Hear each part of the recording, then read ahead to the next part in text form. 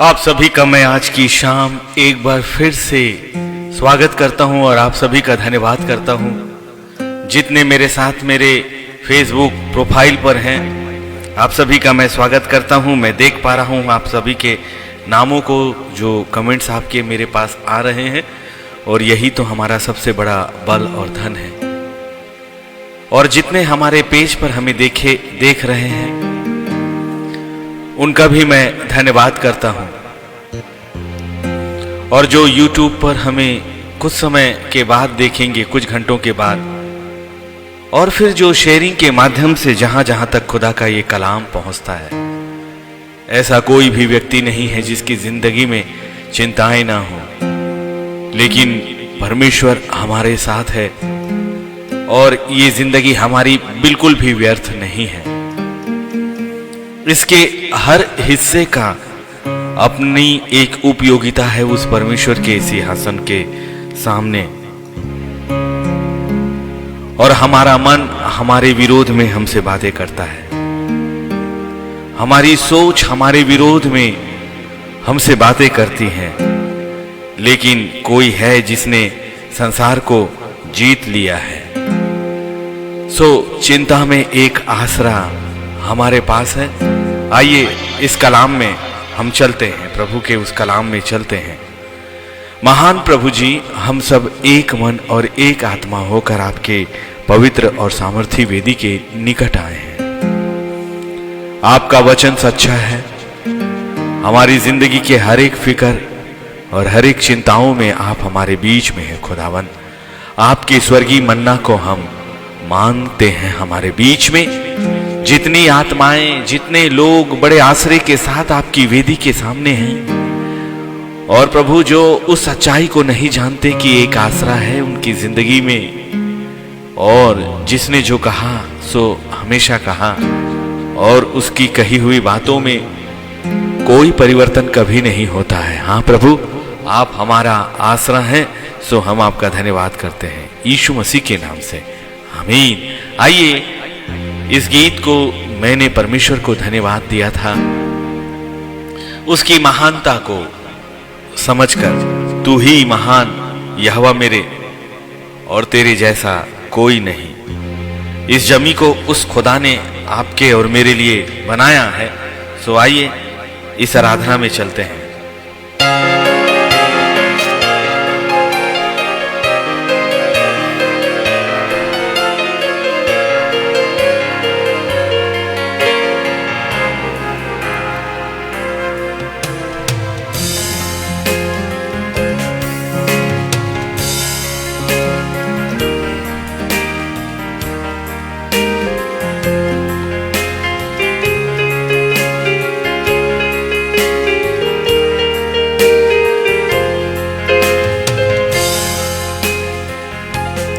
तू ही महान यहोवा मेरे,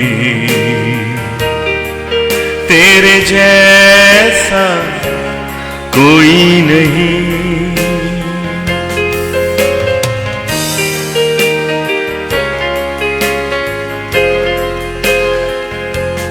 तू ही महान यहोवा मेरे, तेरे जैसा कोई नहीं। ये जमीन तेरे हाथों की रचना, ये आकाश तेरा ही है। ये जमीन तेरे हाथों की रचना, ये आकाश तेरा ही है।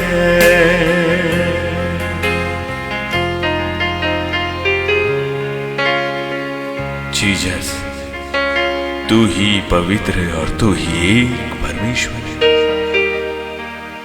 तू ही महान सर्वशक्तिमान और एक खुदावन।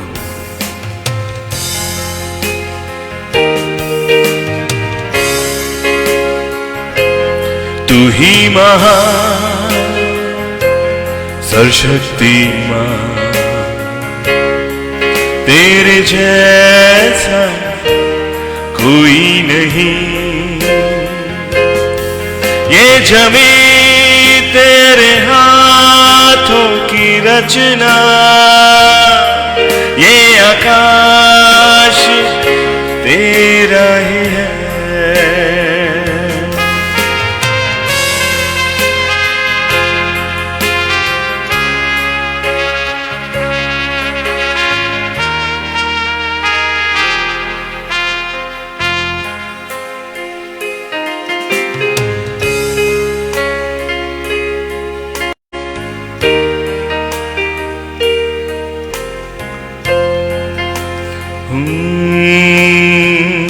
तेरी आराधना दूतों के संग, तेरी स्तुति दूतों के संग, तेरी आराधना दूतों के संग, तेरी स्तुति दूतों के संग। तू ही पवित्र यहोवा मेरे, तेरे जैसा कोई नहीं। तेरी आराधना दूतों के संग, तेरी स्तुति दूतों के संग। तू है महान, तू है पवित्र, अति पवित्र यहोवा मेरे। तू है महान, अति पवित्र, तू ही पवित्र यहोवा मेरे।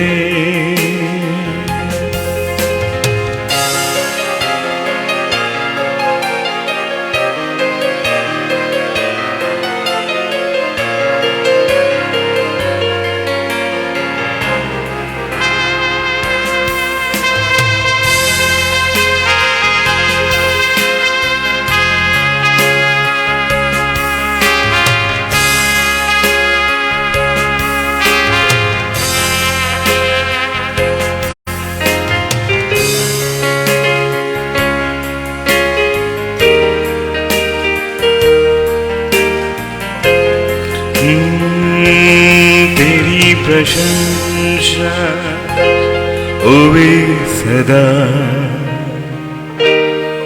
तेरी महिमा होवे सदा। प्रशंसा तेरी दिल से खुदा, तेरी महिमा होवे सदा। तू ही पवित्र, अति पवित्र, अति पवित्र तू ही महान।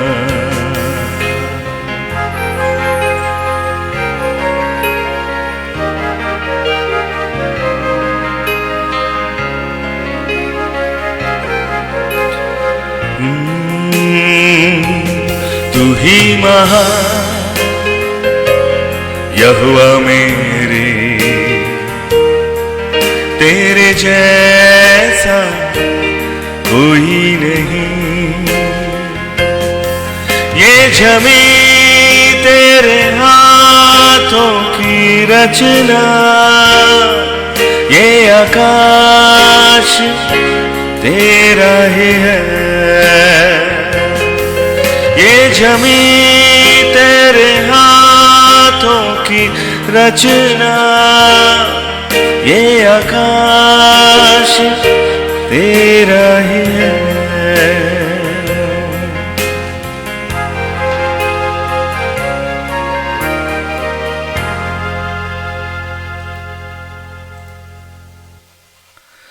सचमुच में वो खुदा जो आपका और मेरा परमेश्वर है, वो आपकी और मेरी जिंदगी की हर एक फिक्रों में आपके और मेरे साथ है, और चिंताओं में वो एक आसरा है जो मेरा और आपका परमेश्वर है सचमुच में। और जितने उस पर विश्वास करते हैं वो उनका ही तो परमेश्वर है।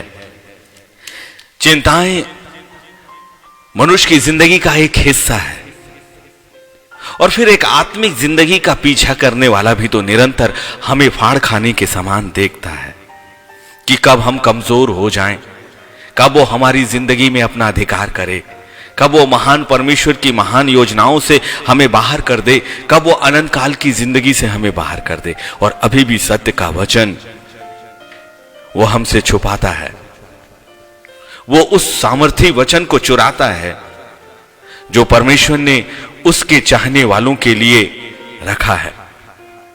यूहन्ना की किताब उसका 8वां अध्याय और उसका 31वां और 32वां कलाम, आज की शुरुआत उस पवित्र आत्मा की। और हमेशा की तरह वो आपसे और मुझसे ये कहना कभी नहीं भूलता कि तू अपनी समझ का सहारा मत लेना, जो नीति वचन 3, 5 और 6 में है, परंतु संपूर्ण मन से अपने परमेश्वर यहोवा पर भरोसा करना सचमुच में। इसीलिए आपकी जिंदगी की चिंता में एक आसरा तो निश्चित तौर से है, और ये आसरा कभी भी खाली नहीं जाएगा। परमेश्वर की सोच और आपकी सोच में जमीन और आसमान का अंतर है, और इसीलिए तो ये प्रचार एक आशा का है, एक आसरे का है, एक चिंता का है। और परमेश्वर अपने लोगों को कभी भी नहीं छोड़ता। उसकी ओर जिसनों ने अपनी दृष्टि उठाई है उनमें से किसी का मुंह उसने कभी भी काला होने नहीं दिया। लेकिन मनुष्य है कि जो अपनी सोच और अपनी समझ और अपने समय में ठहर नहीं पाता है। वो अपनी बुद्धि और अपने ज्ञान में सोचता है और फिर वो घबराता है।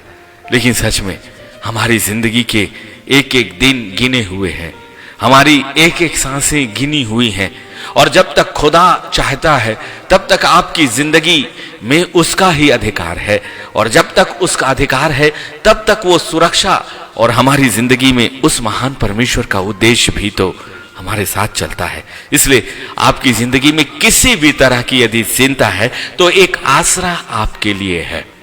यूहन्ना की किताब उसके 8वें अध्याय और उसके 31वें कलाम में यीशु नासरी ने क्या कहा। तब यीशु ने उन यहूदियों से जिन्होंने उनकी प्रतीति की थी, उनसे ये बातें हैं जिन्होंने उसकी प्रतीति की, और अभी भी उस यीशु की बातें हमारे लिए हैं, उनके लिए जो उस पर विश्वास करते हैं और उसकी बातों पर और उस कलाम पर प्रतीति करते हैं। इसीलिए तो आत्मिक जिंदगी की शुरुआत ही विश्वास और प्रतीति करने से है कि जो वचन में लिखा है वो सच है और वही मेरी जिंदगी के लिए पूरा हो जाएगा। इंसानी जिंदगी बेहद ही सीमित दायरों की है, लेकिन एक असीमित वादा आपसे और मुझसे उस महान परमेश्वर ने किया है। और बहुतेरे हैं जो अभी भी ये सोच रहे हैं कि मसीही जिंदगी एक धर्म को मानने की जिंदगी है।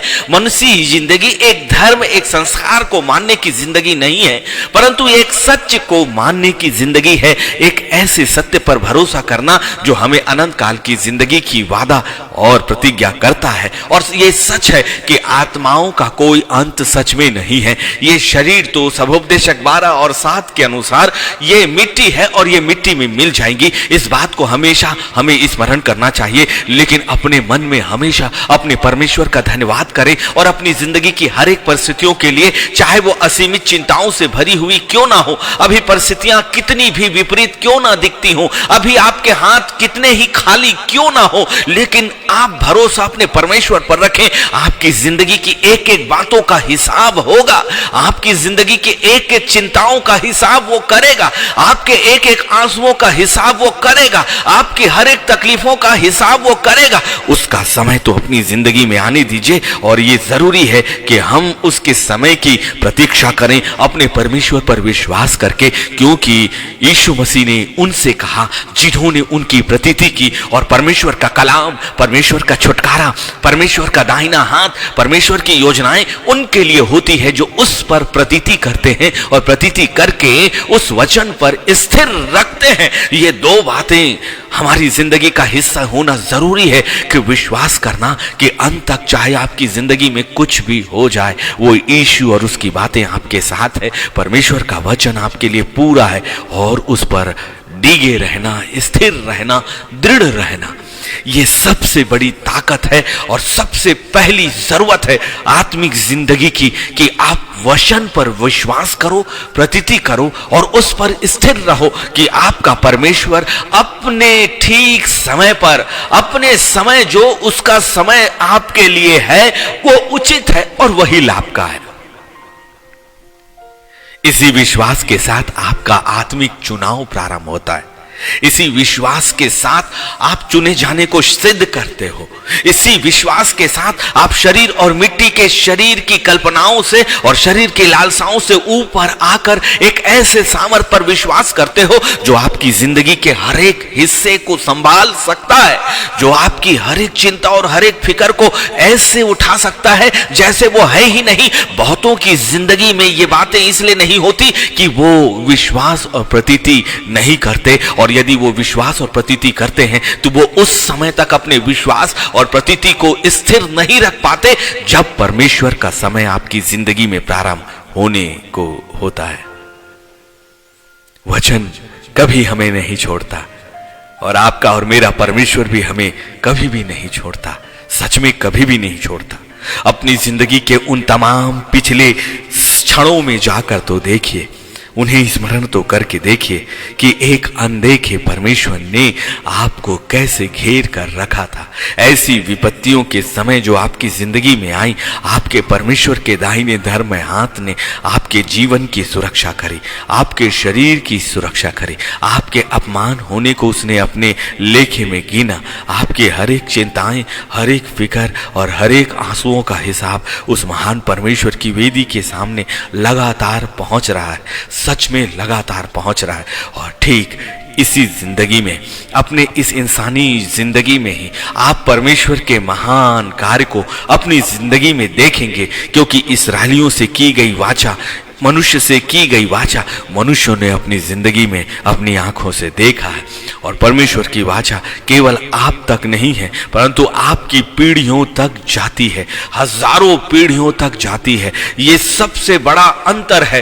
संसार जो चिंता आपको देता है वो आपको बर्बाद करने और आपको नाश करने के लिए है, आपको शरीर में दुख देने के लिए है, आपको मन में दुख देने के लिए है, आपको नीचा दिखाने के लिए है। लेकिन यदि मेरे खुदा की ओर से कोई चिंता और फिक्र और कष्ट और घनी घाटियों से और अंधेरी घाटियों से गुजरने का वक्त है, तो ये उसका एक उपाय है आपकी जिंदगी में, ये उसकी एक योजना है आपकी जिंदगी में।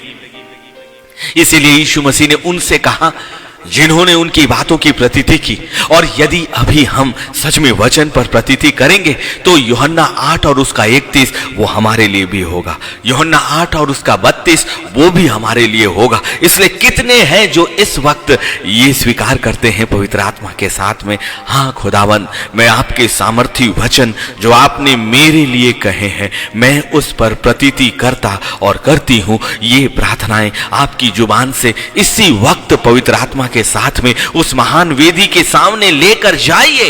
अपने परमेश्वर से कहें कि खुदावन इससे पहले कि आप मुझे चिंताओं से उबारने की बातें करें, इससे पहले कि चिंता से मैं वो एक आश्रय की आप बात मुझसे करते हैं, मैं आपके वचन पर विश्वास करते हुए आपके हर एक वचनों पर, आपके हर एक वादों पर, आपके हर एक शिक्षक की बातों पर, आपके वचन की हर एक सामर्थ पर, आपके हर एक आश्रय की बातों पर मैं प्रतीति करता हूं कि वो बातें मेरे लिए है, मेरी जिंदगी के लिए है। और हो सकता है कि अभी तक पूरी तरह से प्रभु आपके कार्य मेरी जिंदगी में प्रकट नहीं हुए होंगे, लेकिन फिर भी मैं भरोसा करता हूं। भरोसा और विश्वास से आत्मिक जिंदगी का सबसे मजबूत आधार है। और आत्मिक जिंदगी में बढ़ने के लिए वचन पर, परमेश्वर की सामर्थ पर, उसकी दृष्टि पर, उसके हाथों पर, उसके स्वर्गदूत स्वर्गदूतों के बारे पर विश्वास करना बेहद और बेहद जरूरी है। यही तो 15 से 16 वर्षों की एक आत्मिक जिंदगी में पवित्र आत्मा ने मुझे सिखाया है, यही तो मुझे बताया है, यही तो मेरे सामने उसने रखा है, ताकि वो मार्ग जो विश्वास का है, जो प्रतीति का है, कि अंतिम समय तक अपने परमेश्वर का इंतजार करो, अपने परमेश्वर के धर्म में हाथ के उठने का इंतजार करो, अपने परमेश्वर पर भरोसा करो कि चाहे हम घनी घाटियों से होकर ही क्यों ना गुजर रहे हो, वो हमारे साथ है। सच में वो हमारे साथ है। और यदि वो हमें किसी तकलीफों से गुजारता है या गुजरने देता है, इसका मतलब उतना ही प्रबलता के साथ वो आपकी जिंदगी को इस्तेमाल करने जा रहा है, उतनी ही प्रबलता के साथ परमेश्वर आपकी चिंताओं को हटाने जा रहा है। वो धर्म का काम करने वाला, सुरक्षा का कार्य करने वाला, आपकी जिंदगी के लिए एक ऐसी योजनाएं बनाने वाला जो बेहद हल्की और एक विश्वास योग्य परमेश्वर के हाथों में सुरक्षित जिंदगी है। इससे बेहतर और कोई नहीं कि आप अपने खुदा का हाथ पकड़ लो और उसकी योजनाओं के लिए अभी अंगीकार करो अपनी जुबान से, और अपने किए गए अंगीकार पर हर स्थिति में आपको स्थिर रहना है। भूले से भी अपनी जुबान से उस परमेश्वर के वचन के विरोध में बातें मत करना। यदि खुदा ने आपको कहा कि जो बातें मैंने उनसे की है, जो उन पर प्रतीति करते हैं, कहा यदि तुम मेरे वचन में बने रहोगे तो सचमुच मेरे चेले ठहरोगे। यदि आप सचमुच में उस महान परमेश्वर के चेले अपने आप को समझते हो, उस महान परमेश्वर के चेले आप अपने आप को घोषित करते हो, तो सचमुच में पहली शर्त यही है कि तुम मेरे वचन में बने रहोगे। यदि हम उसके वचन पर बने नहीं रहते तो हम उसके चेले कभी नहीं ठहराए जाएंगे, कभी नहीं। फिर सब कुछ व्यर्थ है, सब कुछ शून्य है। इसीलिए तो ये बार बार पवित्र आत्मा हमसे बातें करता है और नीति वचन की किताब उसके 3 और 5 को हमारे सामने लाकर रखता है कि तू अपनी समझ का सहारा मत लेना, लेकिन संपूर्ण मन से अपने परमेश्वर यहोवा पर भरोसा करना। आप में से बहुतेरे मनुष्य, बहुतेरी आत्माएं, बहुत से आत्मिक मेरे भाई और बहन और खुदा की संतानें ये सोच रही हैं कि खुदावन आपने मेरी जिंदगी के लिए कौन सी योजनाएं बनाई हैं।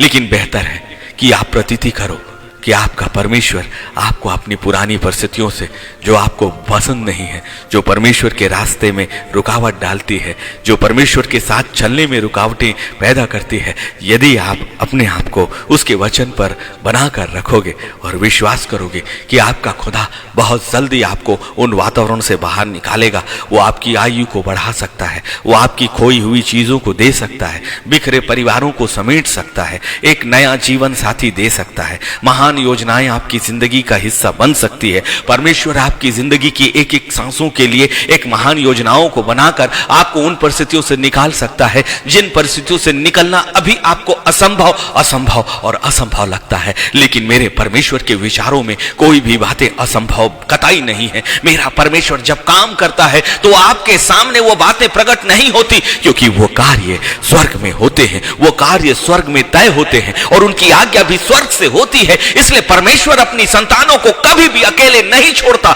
आपकी आंखें इस बात को क्यों नहीं देखती कि हजारों और करोड़ों की स्वर्गदूतों का जमावड़ा आपकी जिंदगी के चारों ओर हमेशा और हमेशा बना रहता है। आपकी जिंदगी, आपके शरीर के वातावरण के चारों ओर, और परमेश्वर मनुष्यों को और परिस्थितियों को आपके दायरे से बेहद दूर ही रखता है। वो लगता तो है कि वो आपके बेहद और बेहद करीब आ गए, लेकिन कोई भी परमेश्वर की सामर्थ और उसके वचन की आग के सामने और उसकी वेदी की आग के सामने, उसके पवित्र वचन की सुरक्षा और सामर्थ के आगे कौन है जो खड़ा हो सकता है? कोई भी नहीं। एक अनदेखे परमेश्वर की अनदेखी सामर्थ जो आपकी जिंदगी के साथ बंधी है, वो इसलिए नहीं दिखती कि हमने अपनी आत्मिक आंखों के लिए परमेश्वर की सामर्थ के बराबर एक आत्मिक उन्नति को नहीं प्राप्त किया है। इसलिए लेवल से लेवल, स्तर से स्तर अपना बढ़ाते चले जाइए। जो लोगों की जिंदगी आपको दिखती है, ना जाने कितने कठिन परिश्रमों से, ना जाने कितनी परिस्थितियों से, ना जाने कितने लेवल को आत्मा में उन्होंने पार किया, और तब वो परमेश्वर की अगुवाई में खड़े हुए, तब वो परमेश्वर के लिए आत्मिक जिंदगी के लिए एक योग्य अगुवा ठहराए गए। आपकी जिंदगी भी तो योग्य है, केवल फर्क ये है कि हमने उन लेवल के रास्तों को तय नहीं किया या तय करना ना चाहा। लेकिन यदि आप आज के कलाम के अनुसार जो यूहन्ना 8 और 31 में है, यदि उस पर प्रतीति करोगे, विश्वास करोगे। इतनी ही सी तो बातें हैं, विश्वास करना और प्रतीति करना और उसके वचन पर बने रहना। वचन से बाहर यदि आपकी जिंदगी जाती है तो कभी भी वचन आपके लिए पूरा नहीं होगा। यही तो रहस्य है, और कोई दूसरा रहस्य नहीं है। हमें समझ ही नहीं आता, कितनी बार हमने इंतु किंतु और परंतु किया, लेकिन यदि वचन ही हमारे अंदर बना हुआ है और वचन में हम बने हुए हैं, यदि हमने वचन पर प्रतीति किया है, तो आपकी जिंदगी में वो वचन 100% कार्य करेगा। समय की प्रतीक्षा करें। आपकी जिंदगी और शरीर की हानियों को मत देखो, वो ऐसे कई गुना वापस आपकी जिंदगी, आपके शरीर में वापस आएगा। मेरा परमेश्वर इंसान नहीं है, मेरा परमेश्वर कोई मनुष्य नहीं है। वो बोलने वाला वचन है जो सामर्थ्य है, जिसका प्रतीति हमें करना है। और वचन में बने रहने का मतलब क्या है? यूहन्ना की किताब उसके पहले अध्याय और उसके पहले ही वचन में, आदि में वचन था और वचन परमेश्वर था। और यहाँ यूहन्ना 8:31 में लिखा है, यदि तुम मेरे वचन में बने रहोगे। इसका मतलब वो वचन देहधारी हुआ था, वही वचन परमेश्वर था, वही वचन यीशु भी था।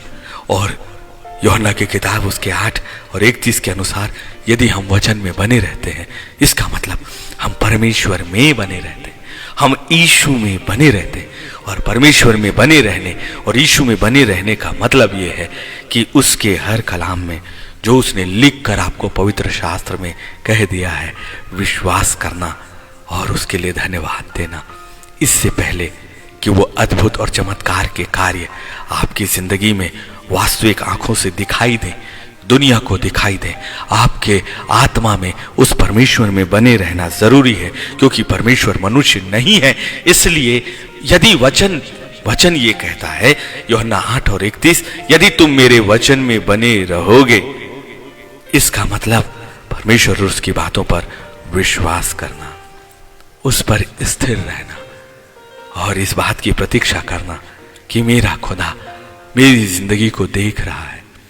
आपकी वो बातें जो बड़े धीमे शब्दों में उस महान वेदी के करीब कभी पहुंची होगी, आपकी बातें, आपकी याचना, आपकी विनती, आपकी पुकार, आपकी दोहाई, सुनिए कितनी तरह की बातें हैं। आपकी चिंताएं, आपकी पीड़ाएं, आपके आंसू, आपकी विनती, आपकी पुकार, आपकी जरूरतें, ना जाने कितनी कितनी आत्माओं, कितने कितने परमेश्वर की संतानों की याचनाएं उस महान वेदी के पास पहुंची, और उनमें से एक भी शब्द मेरे खुदा के कानों में गए बगैर खाली वापस नहीं आया है। और जब विश्वास के साथ हमने प्रतीति की है कि जो कुछ हम यीशु मसीह के नाम से मांगोगे वो मैं तुम्हारे लिए करूंगा, जो कुछ तुम मेरे नाम से मांगोगे मेरा स्वर्गीय पिता वो तुम्हारे लिए करेगा। तुमने मुझे नहीं परंतु मैंने तुम्हें चुना है और तुम्हें ठहराया है ताकि तुम जाकर फल लाओ, और यदि ये फल तुम्हें बना रहे तो जो कुछ तुम मांगो मेरा पिता वो तुम्हें देगा। इतनी सामर्थ के वचनों के रहते हुए भी हमने अपने विश्वास को कितना नीचा कर दिया।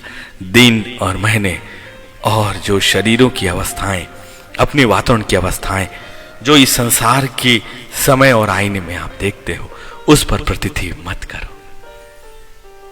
अपनी बंधुआई पर प्रतीति मत करो। अपनी बंधुआई के वर्षों को गिनने की जरूरत नहीं है। सिर्फ इस बात को देखने की जरूरत है कि आपका परमेश्वर ठीक समय पर आपकी जिंदगी में उतर आएगा उसकी योजनाओं को पूरा करने के लिए, क्योंकि हम सचमुच में उसके चेले ठहरेंगे। और यूहन्ना 8:31 के अनुसार उसके चेले तो तब ठहरेंगे जब हम उस पर प्रतीति करेंगे और यदि हम उसके वचन में बने रहेंगे। और यही है सच जिसके लिए ना जाने हमने इस संसार में कितने तरह के ज्ञान, मोबाइल का ज्ञान, फेसबुक का ज्ञान, यूट्यूब का ज्ञान, जबकि सत्य का आत्मा तो आपको पहले ही दिया गया है। सचमुच में ये प्रचार सिर्फ एक सीढ़ी है आपको आत्मिक जिंदगी में लाने के लिए। आपको पवित्र आत्मा के कैसे गहराइयां वो हमें बताता है, ये बताने के लिए वचन का अर्थ क्या है। यही वचन यूहन्ना 8:31 और 32 जो इस वक्त मैं आपके सामने प्रचार कर रहा हूं, यही वचन यूहन्ना 8:31 और 32 आप में से हर एक आत्मा, हर एक इंसान हर एक मनुष्य के लिए अलग अलग समय पर अलग अलग तरीके से पवित्र आत्मा इन भेदों को आपके सामने रखेगा। और अब दो बातें हैं इस वचन के अनुसार यूहन्ना 8 और 31 में, इसलिए हमारी चिंताओं में एक आसरा है भाई। यदि मैंने जो कहा है तुम उन बातों की प्रतीति की थी, यीशु ने उनसे कहा जिन्होंने उनकी प्रतीति की थी, इसलिए यह वचन उनके लिए है जो प्रतीति करते हैं। और दूसरी शर्त यह है कि यदि तुम मेरे वचन में बने रहोगे। ये दो बातें, ये बातें उनके लिए है जो प्रतीति करते हैं। और केवल प्रतीति करने और मानने से और वचन को जानने से कुछ भी नहीं होगा। यही तो सबसे बड़ा अंतर है कि हम वचन को जब जान जाते हैं, वचन के रहस्यों को किसी भी माध्यम से वो हमारे तक आता है, तो हम उसे बताते जरूर हैं, हम उसे सिखाते जरूर हैं, हम उसे जानते हैं, लेकिन वचन में बने रहना और वचन को जानना, दोनों में जमीन और आसमान का अंतर है। वचन में बने रहना और वचन के भेदों को किसी और को बताना, इनमें अंतर है। वचन में बने रहना और परमेश्वर के सच्चे चेले ठहरने में अंतर है। वचन को समझना, वचन को जानना, वचन को मानना, लेकिन उसमें बने रहने में जमीन और आसमान का अंतर है। और लूसीफर उन्हें छू नहीं पाता जो वचन पर बने रहते हैं। इसीलिए तो खुदा के वचन में क्या ये नहीं लिखा कि तेरा वचन मेरे मार्ग के लिए दीपक और मेरे मार्ग के लिए उजियाला है। यही तो गंभीर भेद है। कितनी बार ये कलाम हमारी आंखों से होकर गुजरता है, कितनी बार हमारे कान इन वचनों को सुनते हैं, लेकिन ये सिर्फ जानने तक सीमित हो जाते हैं। हां, मुझे पता है, मैंने ये वचन सुना है, ये वचन मुझे पता है, और शब्द मैं इसे दोहरा सकता हूं, लेकिन उस वचन में बनना ही हमें चेले ठहराएगा। ये मैं नहीं, पवित्र आत्मा यूहन्ना 8 और 31 के अनुसार कहता है। और फिर अब वो हमें यूहन्ना की किताब उसके 8वें अध्याय उसके 32 में लेता है। और जब ये बातें हो जाएंगी कि जब हम उस पर प्रतीति करेंगे और जब हम उसके वचन पर बने रहेंगे और फिर वो हमें चेले ठहराएगा, तभी हम सत्य को जानेंगे और तभी हमें सत्य स्वतंत्र करेगा। एक ही वचन में आपकी जिंदगी के लिए संपूर्ण शिक्षा है। कभी पवित्र आत्मा एक शिक्षक के समान हमें बातों को समझाता है, कभी वो प्रेरितों के समान एक प्रेरिताई के रूप में हमसे बातें करता है, कभी हमारे आत्मा के भविष्य के विषय में वो हमें चिताता है। इससे बेहतर अगुआ कौन है जो निरंतर आपके साथ है? ये तो अंदर में आकर किसी भी समय, हर समय आपके साथ है। इसे अपने साथ ले लीजिए। आत्मा की जिंदगी, आत्मिक जिंदगी बगैर पवित्र आत्मा के संभव है ही नहीं। और आपकी प्रार्थनाएं बड़ी सामर्थी है जो सीधे महान परमेश्वर की वेदी के सामने जाती है। और विश्वास के साथ पवित्र आत्मा को मांगने की गई प्रार्थना कभी भी खाली नहीं जाएगी, क्योंकि खुदा ने क्या कहा कि जब संसार का पिता अपने बच्चों के मांगे जाने पर उन्हें रोटी देता है, उन्हें सांप नहीं देता, तो तुम्हारा पिता जो स्वर्ग में है वो तुम्हारे मांगे जाने पर तुम्हें पवित्र आत्मा क्यों ना देगा? इस शब्द को सुनिए ना, आखिरी शब्द उसने कहा कि तुम्हारा पिता जो स्वर्ग में है तुम्हारे मांगे जाने पर तुम्हें पवित्र आत्मा क्यों ना देगा? एक निश्चित बात है यहां पर, एक प्रश्न करते हुए आंसर भी है। अद्भुत है, ये एक प्रश्न के साथ ही उत्तर है कि तुम्हारा पिता जो स्वर्ग में है तुम्हारे मांगे जाने पर तुम्हें पवित्र आत्मा क्यों ना देगा? क्यों ना देगा? क्यों ना देगा? इसलिए मांगो, मांगो, क्योंकि यही हमें स्वतंत्र करेगा। जब तक हम वचन में बने नहीं रहते तब तक परमेश्वर के लिए एक आत्मिक जिंदगी में हम आए ही नहीं। इसलिए धोखा बहुत होता है। बुलाए जाने में हमें लगता है कि हम सत्य को जान गए और उसके चेले ठहराए गए, यही तो बड़ा अर्थ है। चुने जाने के बाद हमें लगता है, सुनिए सुनिए, एक सत्य और खरा प्रचार सुनिए, एक खरी खरी बातें सुनिए। हमें लगता है, मुझे लगता था कि बुलाए जाने के साथ मैं चेला ठहर गया, बुलाए जाने के साथ मैं आत्मिक हो गया, बुलाए जाने के साथ मेरी जिंदगी की आत्मिक जिंदगी प्रारंभ हो गई। बुलाए जाने के साथ अब मैं यीशु की देह में शामिल हो गया, ये धोखा और असत्य के सिवा कुछ भी नहीं था। सुनिए, इससे आगे भी बढ़ाया, बुलाया गया और चुना गया। तब मुझे लगा कि अब मैं चेला ठहर गया, अब मैं सत्य को जान गया, अब मैं स्वतंत्र हो गया, अब मैं परमेश्वर के साम्राज्य का एक गवाह बन गया, एक मध्यस्थ बन गया। पर यह भी असत्य था, यह भी झूठ था। पवित्र आत्मा की सामर्थ भी मिली, पवित्र आत्मा के कार्य भी मेरी जिंदगी में हुए। मेरी खुद की अपनी जिंदगी, अपने शरीर में पवित्र आत्मा का छुटकारा, यीशु का छुटकारा, चंगाई, सब कुछ मिला, सब परिस्थितियों से आजादी, सब मिला। और तब मुझे लगने लगा कि वाह, इतना कुछ मेरे हाथों में सामर्थ भी आ गई, हर एक बातें आ गई। प्रार्थना के लिए लोग कॉल करने लगे, मिलने लगे, घर आने लगे, सुसमाचार के लिए बुलाने लगे, आराधना करने लगा, सब कुछ करने लगा। लेकिन क्या ये सत्य था? क्या ये काफी है? क्या ये उस सीमा तक, सत्य तक पहुंचना है जहां से हम स्वतंत्र और आजाद होते हैं? आपको उस सच्चाई तक जानना है, उस सच्चाई तक पहुंचना है जो आपको स्वतंत्र करे इस संसार की जिंदगी से, ताकि इस संसार की जिंदगी से ये जो स्वतंत्रता की बात करता है यूहन्ना 8 और उसका 32, तुम सत्य को जानोगे और सत्य तुम्हें स्वतंत्र करेगा। ये वो स्वतंत्रता है कि आत्मिक जिंदगी के लिए आप स्वतंत्र होते हो कि नहीं, सत्य को पहचानते हो कि नहीं, कि शरीर और शरीर की अभिलाषा क्या है, शरीर का बंधन क्या है, इस संसार की वो लालसाएं क्या है जो हमें परमेश्वर के महान साम्राज्य में जाने और उसे देखने से रोकती हैं। और सचमुच में हम उसके टेले तब बने रहेंगे जब वो वचन हमें बना रहा है। और वचन का मतलब परमेश्वर, और परमेश्वर का मतलब चलते फिरते उसके मंदिर बन जाना। यही तो मतलब हुआ ना। इसीलिए खुदा के वचन ने क्या हमसे ये नहीं कहा कि क्या तुम नहीं जानते कि तुम पवित्र आत्मा के मंदिर हो? और यही बातें यूहन्ना 8, 31 और 32 में कह दी। धन्य है, एक ही कलाम, परमेश्वर का एक ही कलाम हमारी जिंदगी के लिए एक नया दिशा हमें बता सकता है। हमें यह बता रहा है कि हमारी चिंताओं के लिए हमारे पास एक आसरा है। दो तरह के अंतर बतला रहा है दूसरा कुरिन्थियों उसका 7वां अध्याय और उसका 10वां कलाम। 2 Corinthians chapter 7 verse 10, क्योंकि परमेश्वर भक्ति का शोक ऐसा पश्चाताप उत्पन्न करता है जिसका परिणाम उद्धार है।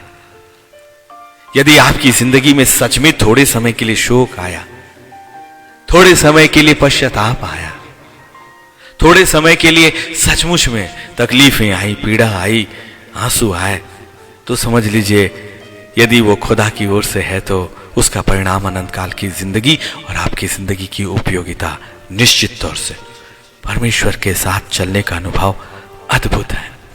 उसकी ताकत को अपनी जिंदगी में महसूस करने का अनुभव बेहद बेहद भावना, बेहद ही चाहने योग्य है, मधुर सा भी मीठा। इसीलिए खुदा के वचन में ये कहा, तेरा वचन मेरे मार्ग के लिए ज्योति और मेरे पथ के लिए उजियाला है। आपका शोक आनंद में बदलेगा, क्योंकि यदि ये शोक परमेश्वर की ओर से था, परमेश्वर का परीक्षण था, परमेश्वर की एक परीक्षा थी, तो इसका परिणाम अच्छा होगा और आपकी जिंदगी में सब कुछ वो वापस फेर कर लाएगा। और उतना गुना नहीं, कई गुना कई गुना कई गुना आप इतना बटोरोगे, इतना बटोरोगे कि जो आपकी सीमाओं में, आपके चादर में भी नहीं समाएगा।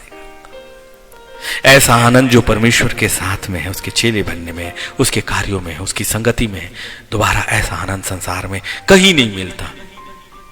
लेकिन अब देखिए खुदा का वचन 2 कुरिन्थियों 7 और 10 में क्या कहता है, क्योंकि परमेश्वर भक्ति का शोक ऐसा पश्चाताप उत्पन्न करता है जिसका परिणाम उद्धार है, और फिर उससे पछताना नहीं पड़ता।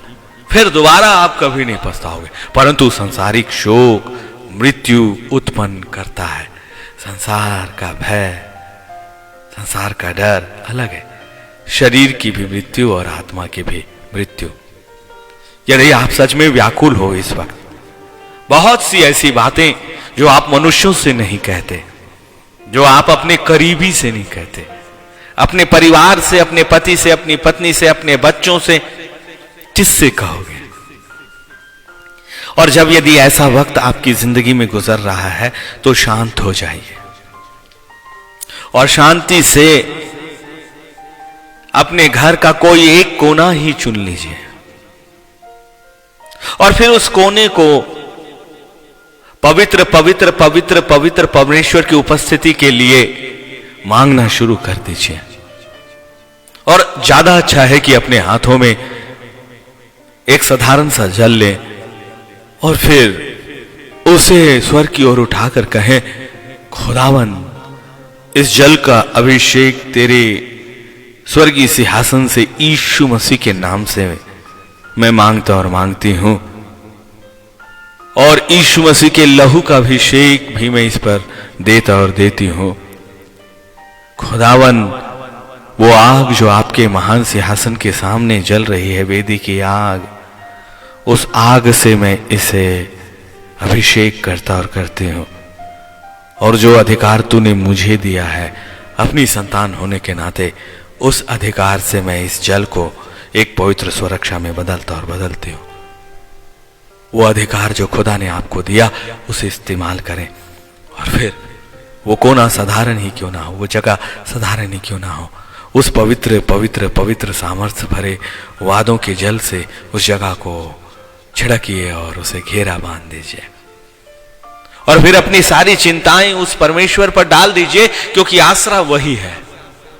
चाहे वो जिंदगी में असंभव लगने वाली बातें हो, परमेश्वर आपके पैरों को उठा रहा है ऊपर, भजन संहिता 91 के अनुसार, और उसने आपकी प्रार्थनाओं में आपके मांगे जाने से पहले ही अपने पवित्र और सामर्थ्य दूतों को आपके चारों ओर भेज दिया है। आपके मांगने से पहले आपका परमेश्वर आपकी परिस्थितियों को देख रहा है। आपके कहने से, आपके रोने से पहले परमेश्वर आपके हर एक आंसुओं को जान रहा है। आपकी आंसुओं की कीमत और आपकी आत्मा की व्याकुलता, ना जाने कितनी परिस्थितियों में आपकी दुहाई, आपकी चिल्लाहट उस परमेश्वर के कानों में उसी वक्त पहुंच गई थी और उसी वक्त उसने आपके लिए प्रार्थनाओं का उत्तर अपने वचन से दे दिया था। और वो सामर्थी दूतों ने उस प्रार्थनाओं, उन आंसुओं के उत्तर को बिना मांगे, आंसुओं की भाषा को भी परमेश्वर ने समझ लिया और उसके अनुसार आपकी जिंदगी में उत्तर दे दिया है।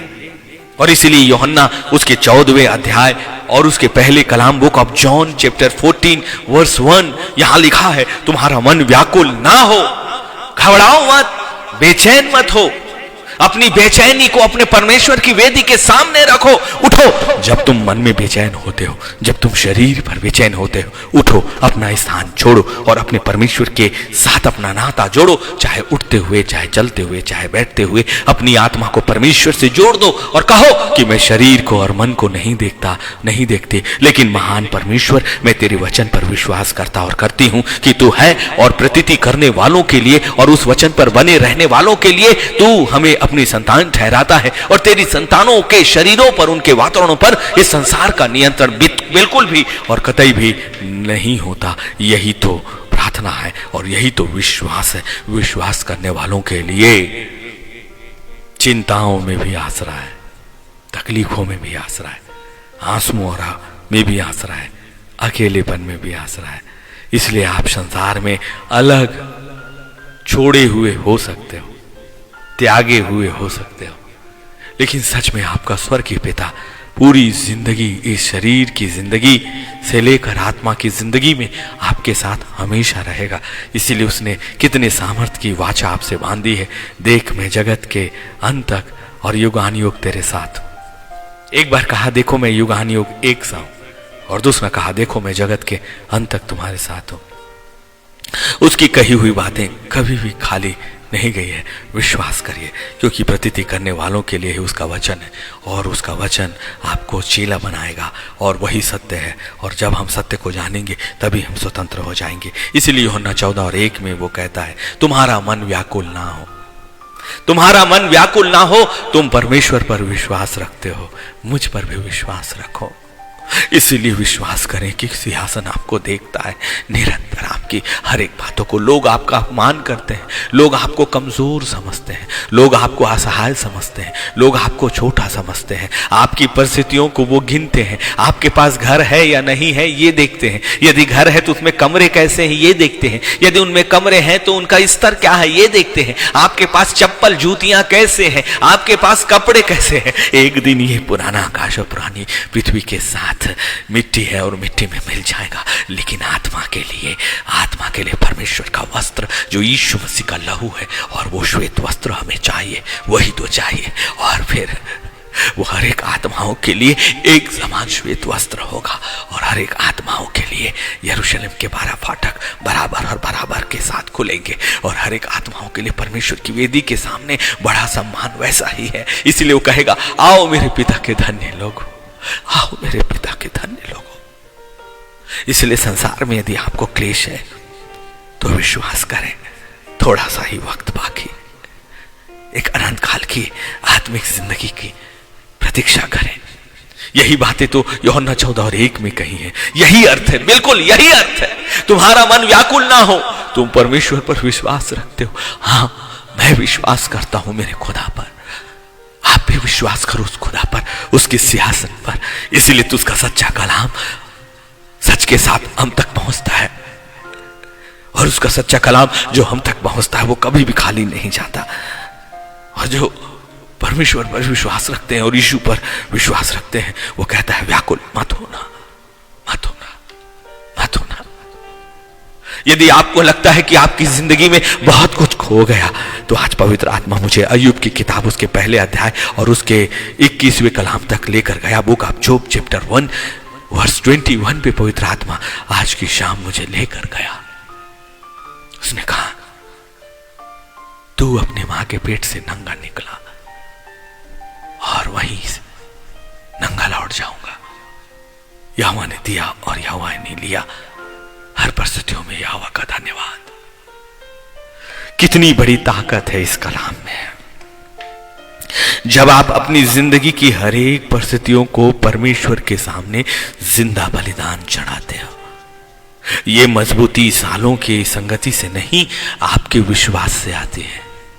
इसलिए इस विश्वास को पाने के लिए वर्षों की जरूरत नहीं है। एक क्षण उस डाकू का जो यीशु मसीह के बाजू में था, क्या हुआ? एक क्षण के विश्वास ने उसकी संपूर्ण जिंदगी की गंभीर बातों को, जो मूसा की व्यवस्था के अनुसार कभी भी क्षमा किए जाने के योग्य नहीं थे, उसे क्षमा कर दिया, क्योंकि उसने विश्वास किया। और विश्वास करने से वो चेला ठहर गया। उसने कहा, मैं जानता हूं तू परमेश्वर का पुत्र है। हे प्रभु, जब तू अपने राज्य में आए तो मेरी सुध ही लेना। उसे तो कुछ नहीं पता था, लेकिन सिर्फ एक व्यवहार को देखकर उसने जान लिया कि उसके बाजू में जो है वो साधारण नहीं। उसने ये महसूस किया कि मैंने जो किया है उसकी सजा मैं भुगत रहा हूं, लेकिन ये तो निष्पाप है। यीशु को निष्पाप समझकर अपने आप को फूट कर उस परमेश्वर की वेदी के सामने लाना ही आपको निष्पाप कर देता है। और फिर आप कहे अय्यूब 1:21 के अनुसार, मैं अपनी मां के पेट से नंगा निकली और वहीं नंगा लौट जाऊंगी। यहोवा ने दिया और यहोवा ही ने लिया, यहोवा का नाम धन्य है। बड़ी सामर्थ्य की प्रार्थना है जिससे लूसीफर बहुत नीचा हो जाता है। उसकी योजनाएं आपकी जिंदगी से बाहर चली जाती हैं, उसका दिखावा, उसके हर एक असत्य के वचन आपकी जिंदगी से बाहर चले जाते हैं। सुनिए ना, मत्ती 13 और 22 के जैसे हमारा विश्वास तो नहीं कहीं, मत्ती 13 और उसके 22 के जैसे हमारी आत्मिक जिंदगी तो नहीं है। देखिए क्या सत्य है आपके पास, अपनी आंखों से देखिए इसे और अपने कानों से सुनिए इसे। परमेश्वर का वचन व्यर्थ नहीं है, और परमेश्वर के वचन से बाहर कभी भी आप आत्मिक जिंदगी को नहीं पा सकते। परमेश्वर के वचन के बाहर कभी भी एक गाइडेड लाइफ आपकी नहीं हो सकती। परमेश्वर के वचन के बाहर कभी भी प्रार्थना की सामर्थ्य आपकी जिंदगी में नहीं उतरेगी। परमेश्वर के वचन के बाहर कभी भी आपकी जिंदगी का चुनाव नहीं हो सकता। परमेश्वर के वचन के बाहर कभी भी आप चेले नहीं ठहराए जा सकते। परमेश्वर के वचन के बाहर आप कभी भी सत्य को नहीं जान सकते। परमेश्वर परमेश्वर के वचन से बाहर एक आत्मिक जिंदगी आपको कभी नहीं मिल सकती। इसलिए लौट कर आइए अपने खुदा के पास, उसके साथ में। मत्ती 13 और 22 में जो झाड़ियों पर बोया गया वो यह है जो वचन को सुनता है। देखिए, पर इस संसार की चिंता और धन का धोखा वचन को दबा देता है। कितनी बड़ी बात है, वचन को हम सुनते हैं, जानते हैं, मानते हैं, पर इस संसार की चिंता किसी भी तरह की और धन का धोखा वचन को दबा देता है। इसीलिए तो आपको जिंदा बलिदान होना जरूरी, और वह फल नहीं लाता फिर कोई मतलब नहीं है। और संसार की चिंता में आपकी जिंदगी की हर एक बातें शामिल है। इन्हें मुझे अलग अलग कह के और परिभाषा देने की जरूरत नहीं है। कहीं ऐसा तो नहीं कि हमें वचन तो मिला लेकिन वो झाड़ियों में बगाया गया, वो केवल सुना गया, परंतु संसार की चिंता और धन का धोखा वचन को कहीं दबा ना दिया और वो फल कभी नहीं लाएगा। और झाड़ियों ने उसे दबा दिया, वो फलवंत नहीं हुआ। वो अंकुरित तो हुआ लेकिन पौधा नहीं बना, वो पेड़ नहीं बना, उसकी शाखें नहीं आई और फिर वो फल भी नहीं लाता। इसीलिए खुदा के कलाम के लिए हम धन्यवाद करें कि चिंताओं में एक धीरज हमारे साथ है, चिंताओं में एक आसरा हमारे साथ है। सो परमेश्वर के कलाम के लिए मैं धन्यवाद करता हूँ। निश्चित तौर से परमेश्वर का वचन जो उसके मुख से निकलता है वो कभी भी खाली नहीं जाता। खुदावन आप सभी को बहुत आयत की आशीष दे।